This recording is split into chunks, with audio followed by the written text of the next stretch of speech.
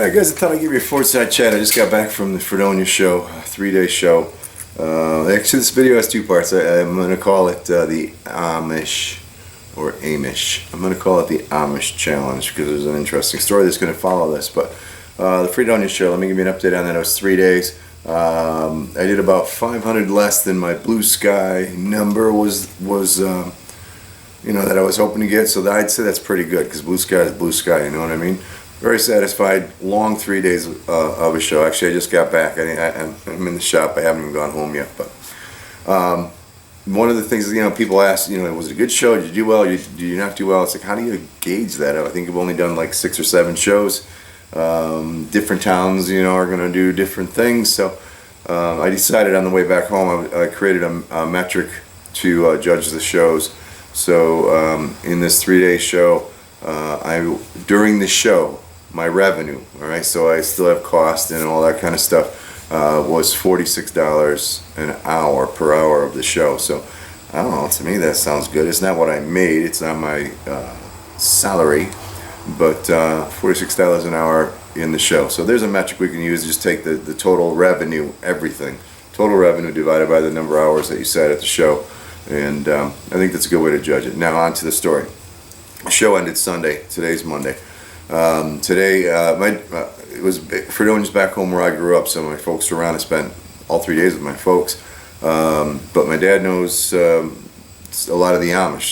There's a large Amish community in the area, and my dad knows you know, a lot about that stuff. I need horseshoes. I do a lot of horseshoe art. I buy the horseshoes off of eBay, and they're pretty expensive. So he took me out to, you know, he knew one of the Amish farriers. He took me out there, and I picked up, I don't know, I ended up with like 60 horseshoes, so I did pretty well. I got a bunch of farrier rasps too, so that's pretty cool. But during that visit to the first Amish place, they talked about somebody's brother that did draft horses, large horseshoes. So we went up there and walked into the barn, and there was an older man, probably 60, all Amish, and 2 young guys, John, who I will talk more about, Eli, and then the dad's name was, he actually said his name, and I think it was something kind of German, then he said Chris, so we're going to call him Chris. But anyways, you know, just a traditional, excuse me, traditional, you know, Amish blacksmith shop. It was, you know, I was like, wow, this is cool. And we asked if he had any shoes, and he gave us some shoes, and my father told me, you know, my father told John, one of the younger guys, yeah, my son's a blacksmith, and he makes stuff out of the shoes and that kind of stuff. And you know, the young kid, he perked up, and you know, he's like, yeah, right, city boy, you're a blacksmith. So he showed me a piece that he makes, and I think it's called a trace hook or a tracer hook. It's part of a harness system for the horses. I mean, it looks something like that. Basically, it's, I don't know, it's probably 3/8 or a little bit wider. It starts off, they bend it into a teardrop shape, and then they forge weld the end and then run a hook around it. Goes on to, excuse me, I've been talking so much this weekend.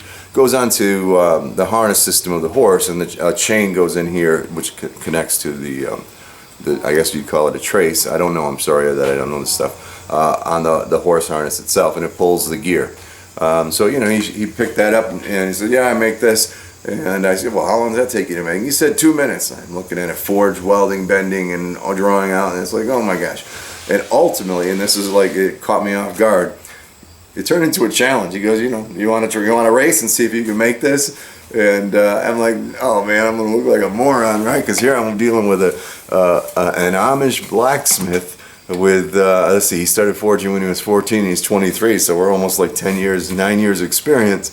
And I'm thinking, you know, what do I got to lose? Go big or go home. I turn around and I put my hand in his, and I say, yeah, I'll accept your challenge. And we sat down and we forged this thing out. And, you know, he took probably, I don't know, I'd say maybe 7 minutes to do it.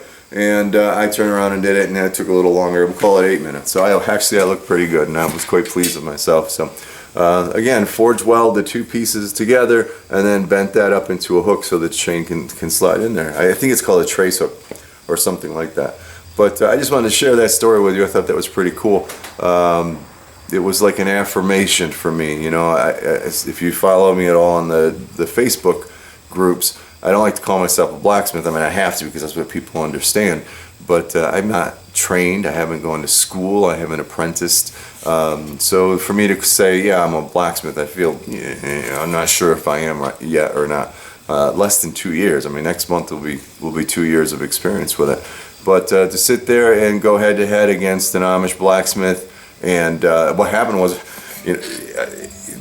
when I got to the point where it's forge welding, which was the second step, I pull the piece out of the fire and I start doing the forge weld, and the dad, who was sitting in the corner totally like, this isn't even anything important, I couldn't really tell because I'm focused on the forge weld, but I see in my peripheral, he comes over and starts watching, and he got quite, I mean, there was a whole lot of affirmation that happened there, and he gave me a good thumbs up on it. He's good thumbs up from an Amish man on the first piece, first try. So I won't say it was an ego boost, but I'm sure it certainly was. It was an affirmation, to go head to head against an Amish blacksmith with a lot of experience, and to get a positive feedback from him, and even more, well, not more importantly, but even just as importantly, from the man that most likely taught him. I thought that was pretty cool.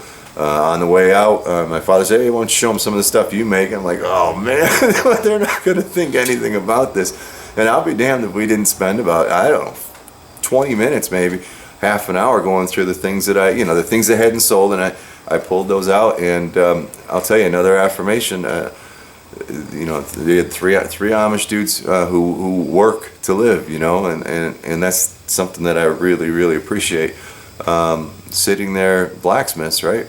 Asking me, how did you do this? How did you make this particular twist happen?